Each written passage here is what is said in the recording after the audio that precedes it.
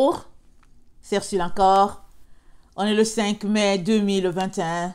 Alors, je viens sur la trompette ce matin encore et je viens proclamer le retour de notre Seigneur Jésus-Christ.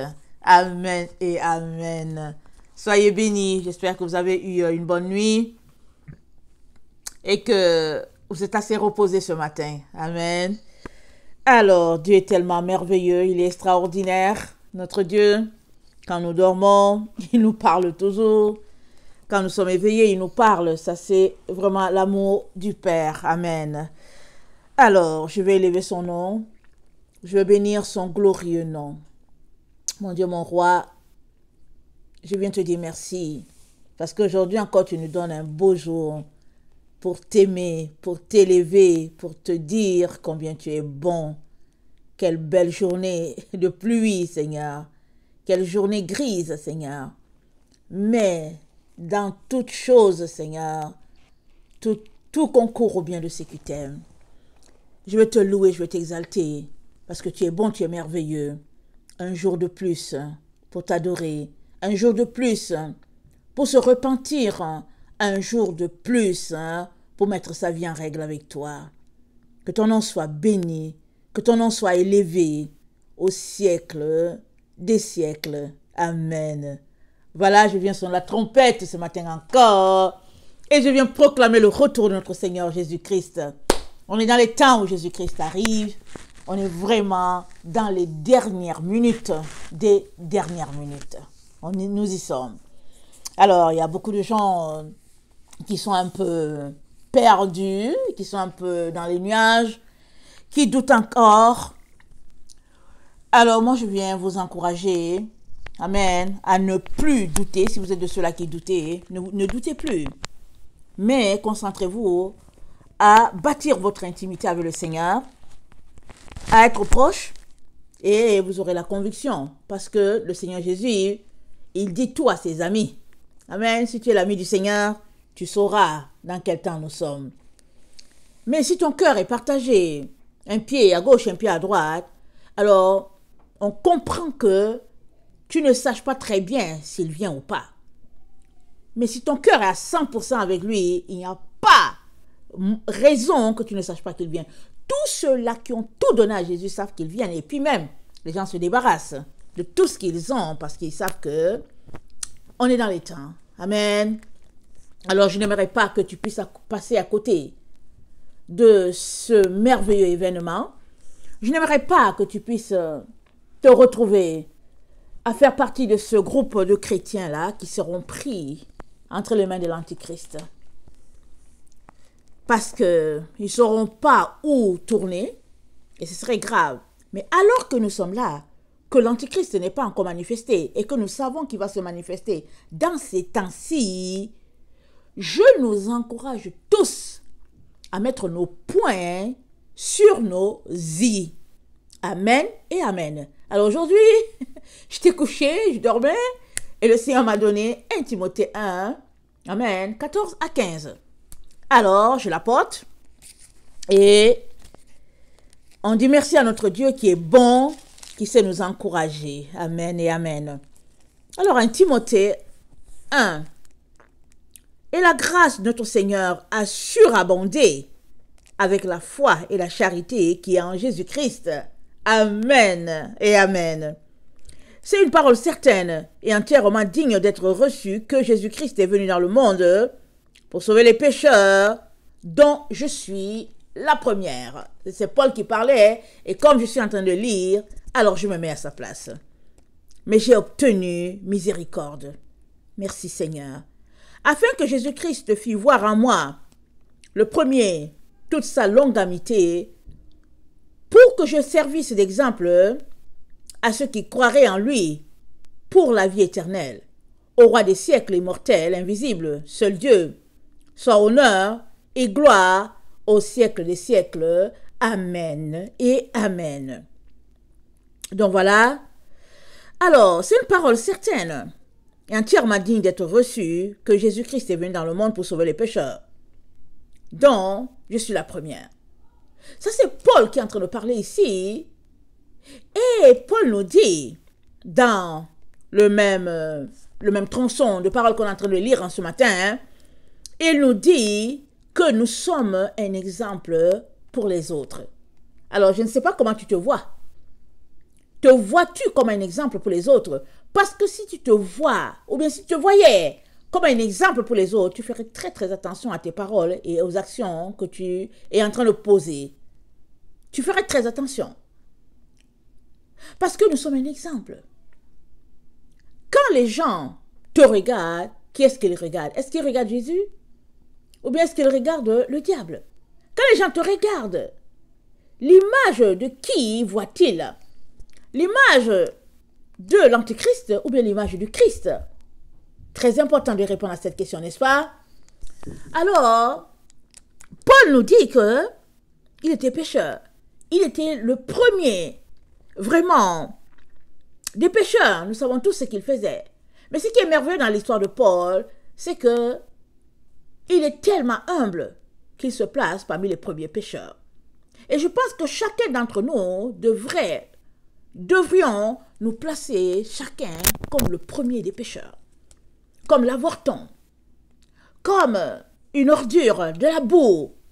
Parce que quand on arrive au stade où on se voit comme rien, alléluia Jésus, c'est là que Jésus est élevé en nous. Alors, comment te vois-tu en ce jour? Parce que le Seigneur nous intéresse ce matin à réaliser que la grâce de Dieu est surabondante pour nous. Amen et amen. Et oui, qu'elle est surabondante pour nous, parce que nous sommes la génération de la fin. Nous sommes la génération qui avons commencé à lire notre Bible clopin, précepte par ici, précepte par là, un peu par-ci, sans savoir exactement où on allait, et puis subitement on se rend compte qu'on est la génération de la fin. On est la génération qui allons voir tout ce qui a été prophétisé depuis. Nous sommes l'accomplissement de la parole de Dieu. Alléluia. Nous sommes la génération qui allons voir l'oméga se réaliser sous nos yeux. Est-ce que vous le réalisez? Nous allons voir l'alpha se concrétiser en oméga sous nos yeux. Mais est-ce que nous en sommes conscients? Regardez ce que Jésus-Christ nous a dit quand il nous a laissé une lettre. Il a écrit une lettre à cette église, n'est-ce pas? Nous sommes la génération qui portons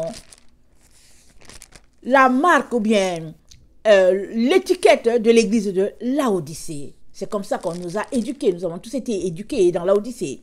Alors voilà ce que Jésus a dit. Il dit, écrit à l'ange de l'église de Laodicée. Voici ce que dit l'Amen, le témoin fidèle, le véritable commencement de la création de Dieu. Je vais le lire dans la Bible Taube. On va voir ce que c'est dit là-bas. J'aime bien. Attendez, ma Bible, elle est lourde. Ah, j'aime bien la version de la lettre de Laodicée dans la Bible Taube. Alors, je vais la lire.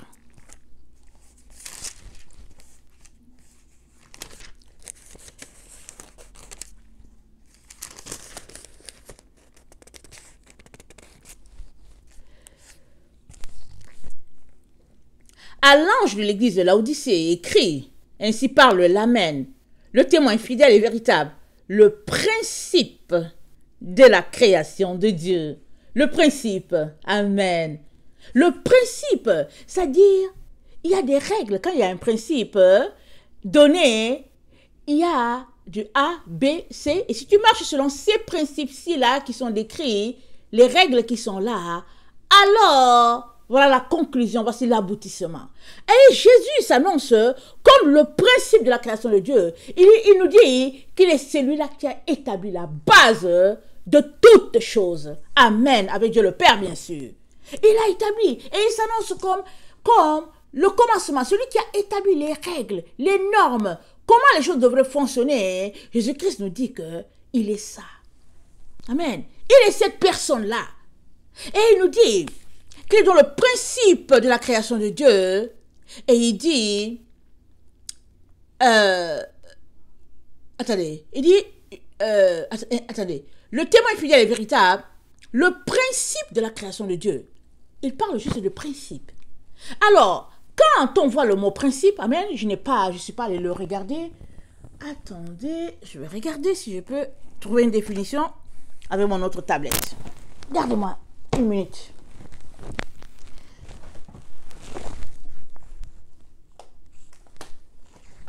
Ah, excusez mon petit dérangement.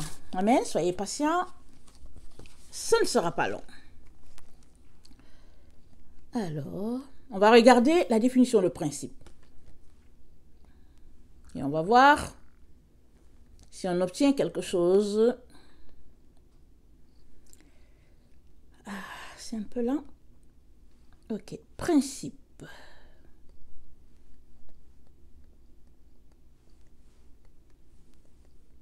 Définition.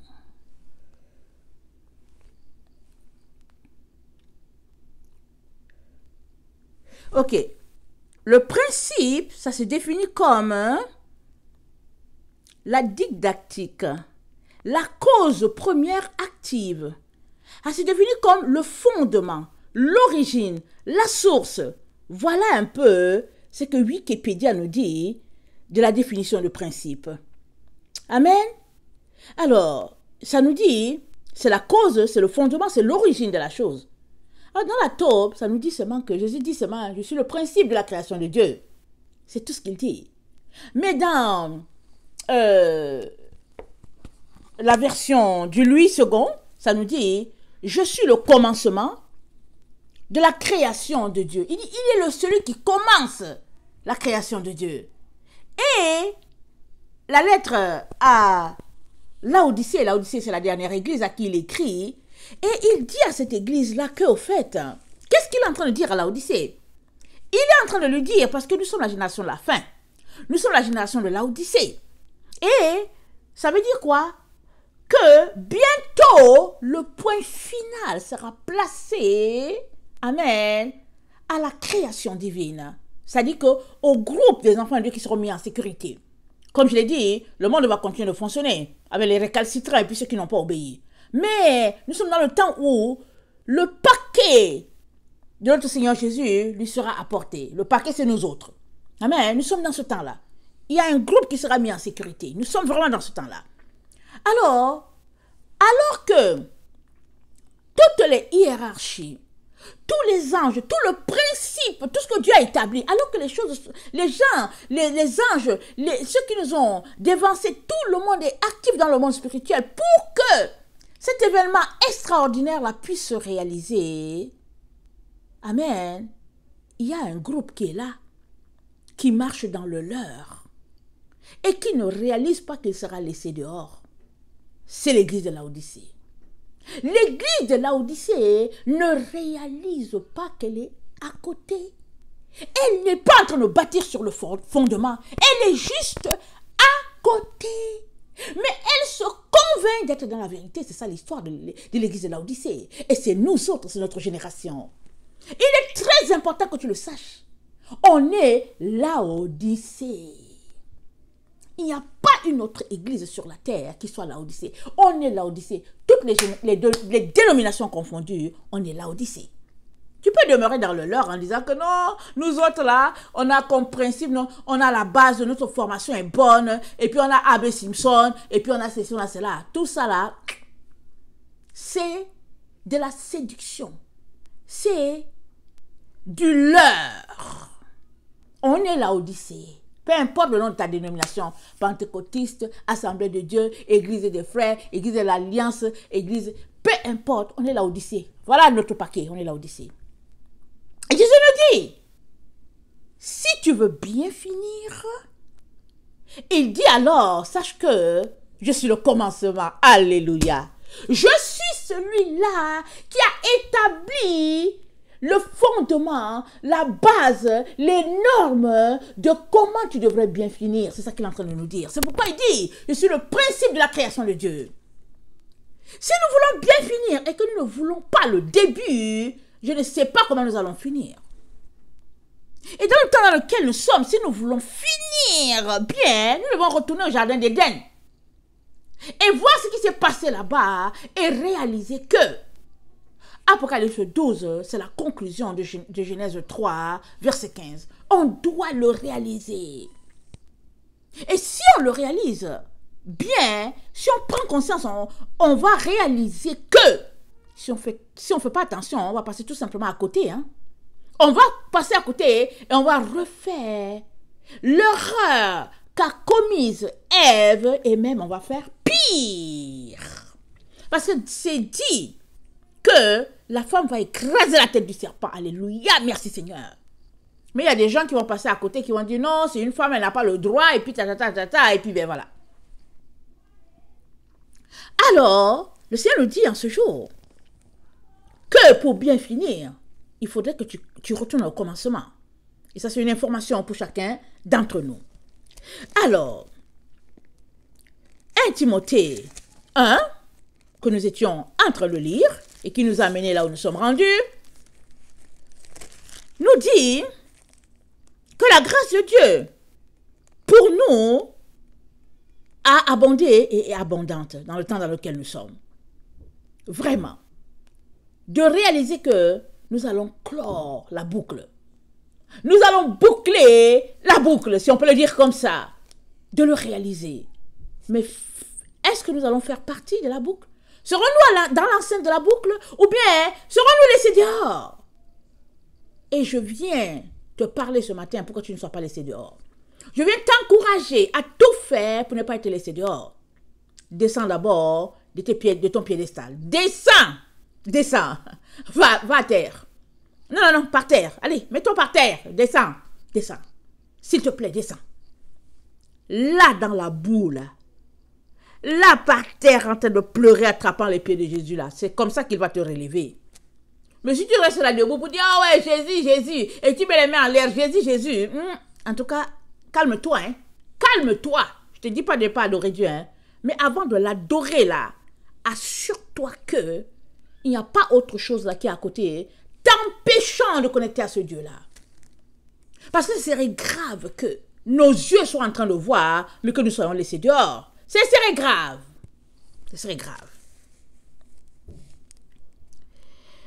Verset 15, c'est une parole certaine et entièrement digne d'être reçue que Jésus-Christ est venu dans le monde pour sauver les pécheurs, dont je suis le premier. Mais j'ai obtenu miséricorde. As-tu obtenu miséricorde? Comme Paul? Paul a obtenu miséricorde et sa vie nous montre qu'il a obtenu. Il l'a obtenu.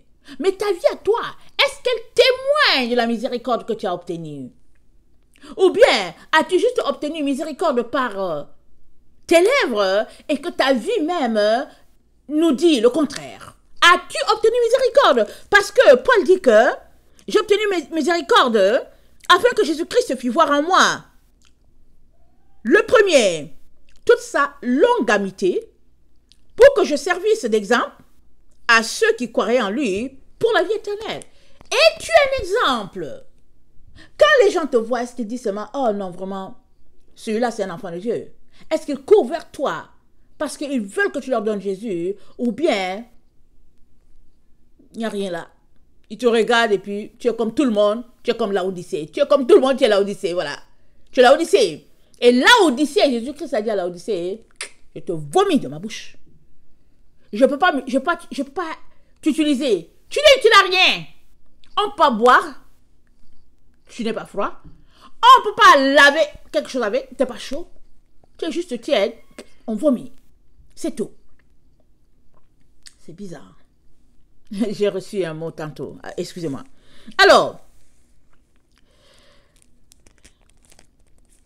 Galates 1, c'est Paul encore qui parle. Galates 1, le verset, je pense que c'est le verset 11. Excusez-moi. On va y aller rapidement. Galates 1, le verset 11.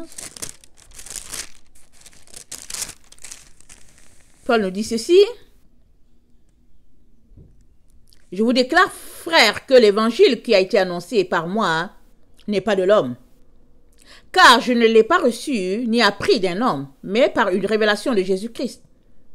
Vous avez su en effet quelle était autrefois ma conduite dans le judaïsme, comment je persécutais à outrance et ravageais l'église de Dieu.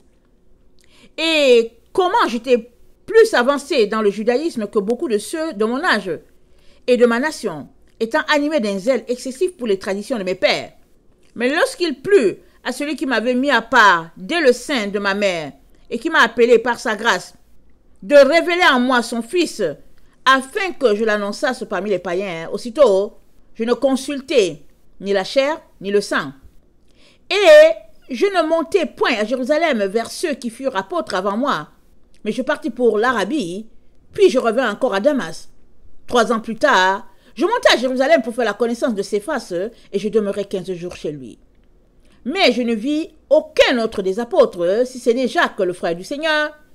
Dans ce que je vous ai écrit, voici devant Dieu, je ne mens point. Paul nous dit quelle était sa vie passée et comment Dieu s'est servi de lui, comment Dieu l'utilise. Et avant que le Seigneur l'utilise, comment le Saint-Esprit lui-même l'a encadré, l'a formé. Ce n'est pas les apôtres là. C'est le Seigneur qui l'a appelé, qui l'a équipé, qui a fait de lui ce qu'il est. C'est ça que Paul est en train de dire. Et on vient de lire qu'il dit que il est c'est-à-dire, il est le premier des pécheurs. C'est comme ça qu'il s'annonce. Nous montrant son humilité, nous rappelant et se rappelant à lui-même ce qu'il était et comment il a été transformé par notre Seigneur Jésus-Christ. Il peut dire que oui, Jésus a fait cela pour qu'il soit un exemple. Mais Jésus veut faire cela pour chacun d'entre nous. Mais sommes-nous prêts?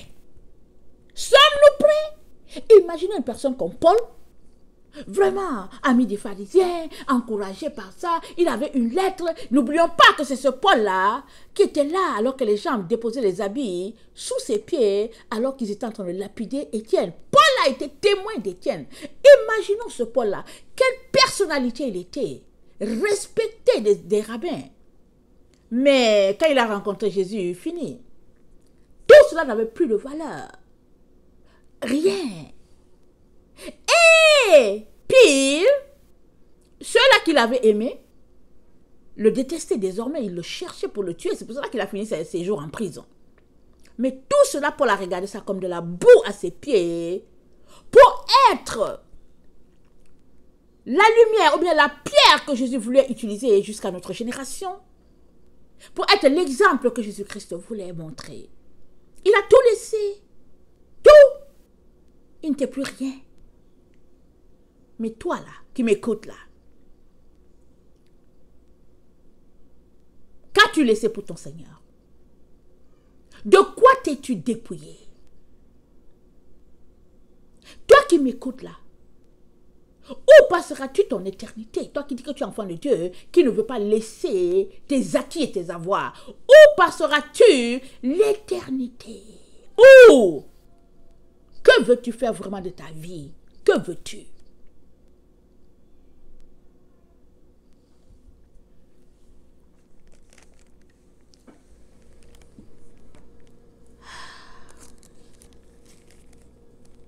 Tite 3, le verset 3.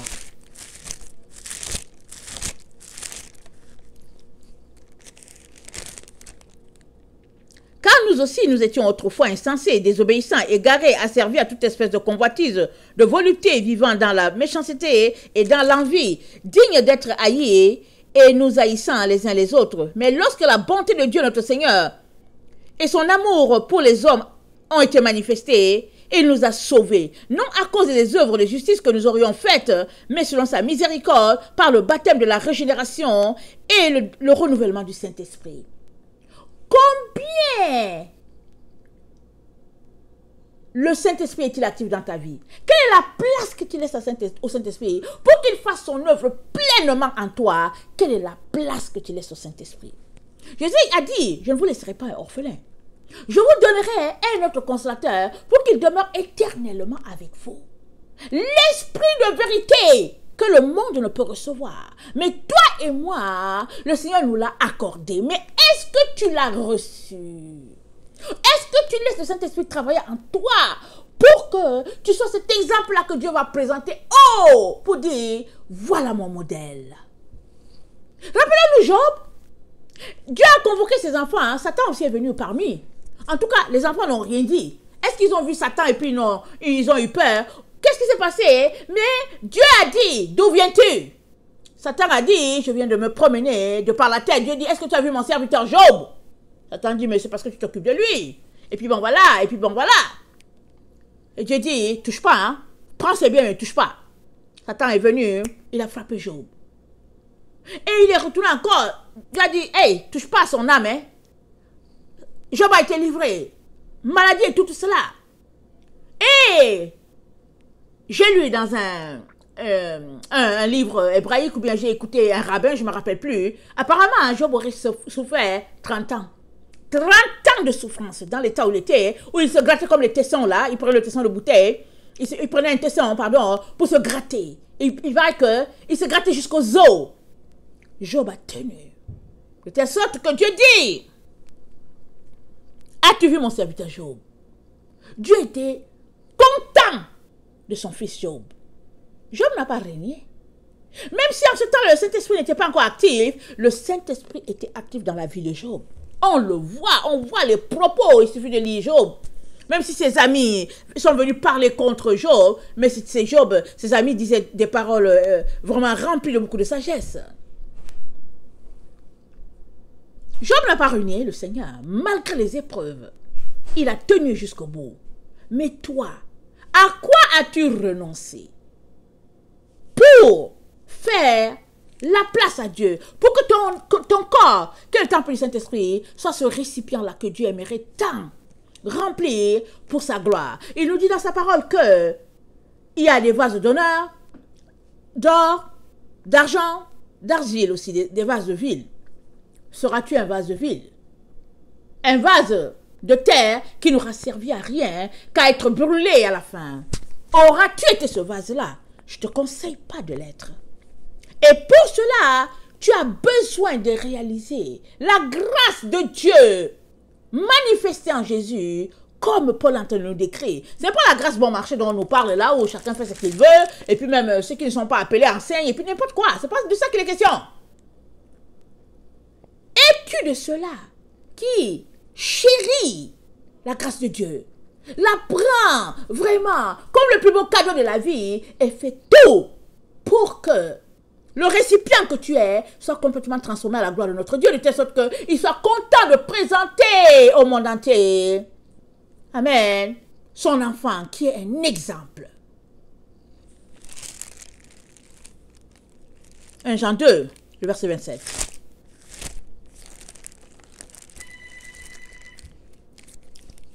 Jean 2, le verset 27.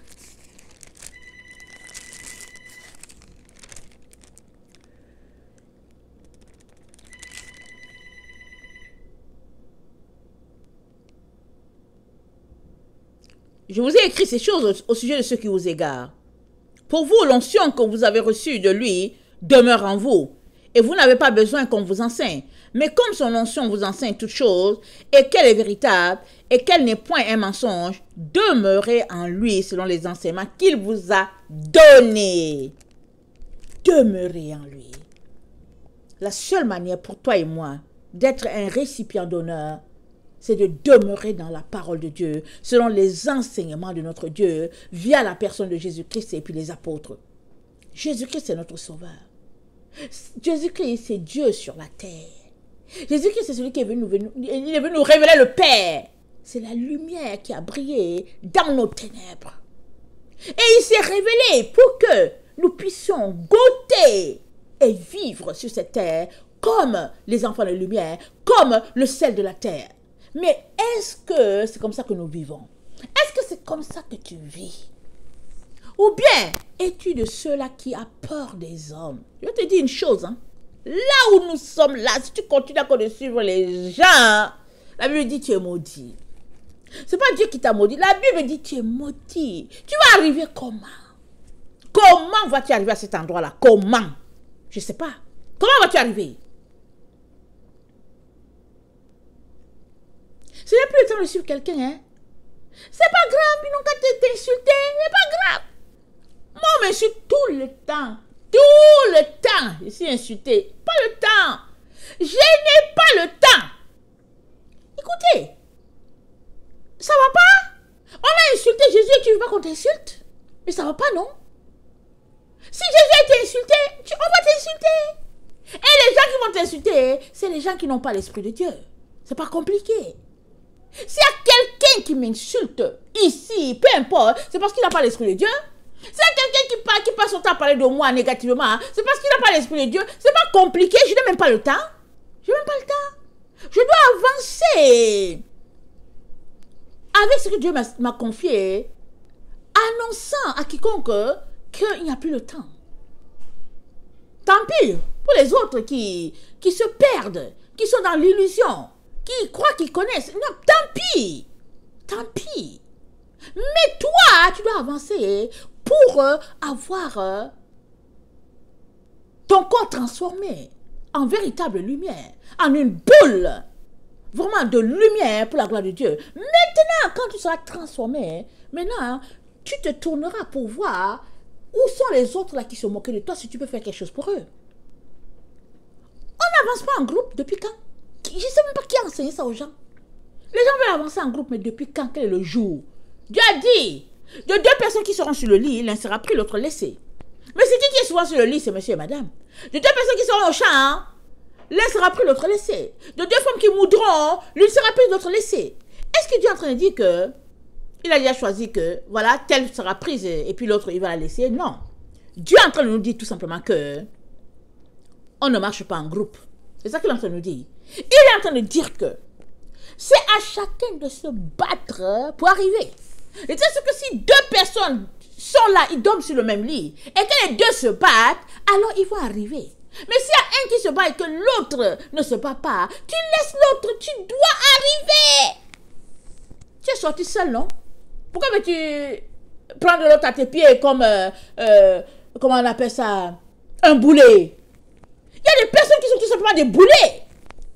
Ils empoisonnent ta vie. Mais est-ce que tu vas porter le fardeau sur ta vie pour dire, wow, non, d'accord.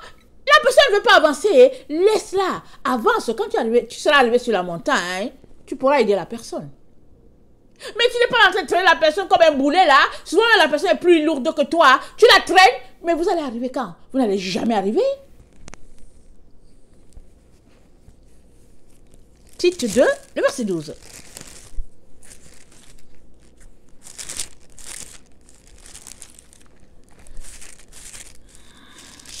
Excusez-moi, le petit bruit.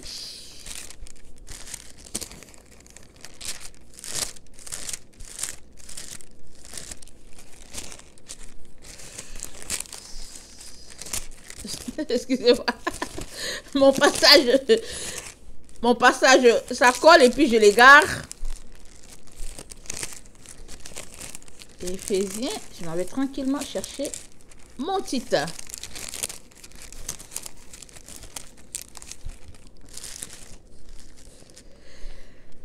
Verset 12.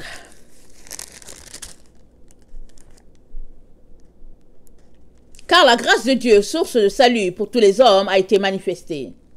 Je suis dans Tite 2, le verset 11.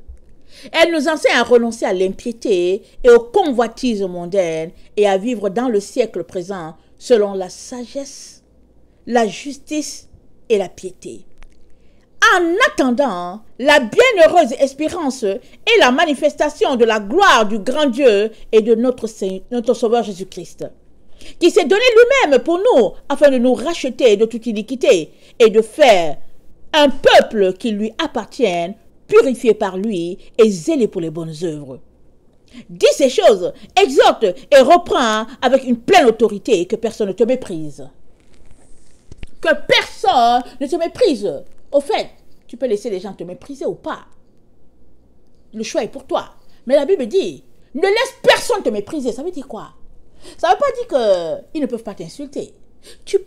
Ils peuvent t'insulter, faire tout ce qu'ils veulent. C'est pas grave. Mais que cela ne pénètre pas ton âme ni ton esprit. Laisse-les. Laisse-les. Mais, elle nous enseigne à renoncer à l'impiété et aux convoitises mondaines et à vivre dans le siècle présent selon la sagesse et la justice et la piété. Le siècle présent, le 21e siècle, nous sommes appelés à vivre comme ont vécu ceux-là qui nous ont précédés, les apôtres. As-tu compris? Tu restes là, je suis baptiste, je suis pentecôtiste, je suis de l'Alliance. Mais est-ce que tu vas arriver? Vas-tu arriver à destination pendant que tu nommes toutes tes dénominations là? Tu vas arriver? On n'est plus là, hein? Jésus à la porte. Alors, à ta place là, je m'assurerai que j'ai mon ticket du ciel. Je m'assurerai que je l'ai. Et le ticket du ciel, c'est quoi? La vérité. La vérité, si tu ne l'as pas, tu ne traverses pas la barrière. Tu ne passes nulle part. Tu ne passeras pas la douane. Il faut que tu le saches très bien aujourd'hui. Si tu es encore en train de douter là, en train de t'imaginer que, ouais, parce que tu es un diacre à l'église, parce que tu es une ancienne à quelque part, et que tu es un pasteur, et que bon, tu es un évangéliste, et que bon, tu donnes le plus d'argent à l'église, whatever, tu ne passeras pas. Tant que tu n'as pas ton ticket pour le ciel, ton passeport là pour le ciel, et ce passeport là c'est la vérité. Si tu ne l'as pas, tu ne passes point. Alors il faut que tu le saches encore aujourd'hui.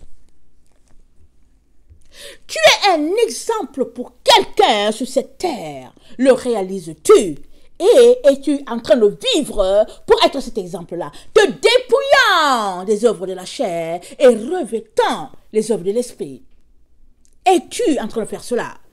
Parce que nous sommes en train de lire que la grâce de Dieu, source de salut pour tous les hommes, a été manifestée. Et cette grâce-là, c'est notre Seigneur Jésus-Christ. Elle nous enseigne à renoncer à l'impiété et aux convoitises mondaines et à vivre dans ce siècle présent selon la sagesse, la justice et la piété. Alléluia. Amen. Es-tu en train de vivre comme ça? Si ce n'est pas ton cas, viens. Amen. Viens devant Dieu. Le cœur brisé, le cœur contrit. Viens pleurer. Viens demander pardon. La Bible dit, Dieu ne dédaigne pas un cœur brisé et contrit. Amen. Seigneur Jésus, je veux te dire merci parce que tu es bon, tu es merveilleux, tu es glorieux. Tu n'as pas changé, mon Dieu, mon roi. Tu n'as pas changé, oh, alléluia, Seigneur. Tu nous aimes d'un amour pur, d'un amour véritable, d'un amour éternel. Je viens te présenter tes enfants. Tes fils, tes filles, tes petits-enfants, peu importe qui est là, je viens te les présenter, mon Dieu, mon roi. Et pitié, et compassion. Seigneur, je viens te les présenter. Ne regarde pas, papa, ne regarde pas. Ne regarde pas, s'il te plaît, pardonne leurs péchés. Je te supplie, pardonne leurs péchés. Donne-leur de repartir encore à zéro, Seigneur, une fois les péchés pardonnés. Je prie que chacun vienne dans l'humilité, dans le renoncement aux œuvres mortes, que chacun vienne te demander pardon. Mère, père, enfant, peu importe, que chacun vienne devant toi, dans les pleurs, dans les larmes, vraiment dans le constat de son état, d'être perdu, d'une âme vraiment en pleine déchéance. Seigneur Jésus, aie compassion. On est à la fin, papa. On est à la fin. Où irions-nous? Comment allons-nous faire? Papa, comment allons-nous faire? Surtout nous là qui sommes venus d'ailleurs là. Qui avons tout vendu là.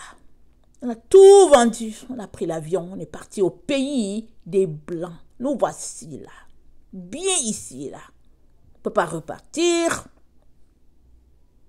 Et est-ce que nous allons au moins partir pour le ciel si on ne peut pas repartir de l'autre côté? Est-ce qu'on peut partir pour le ciel?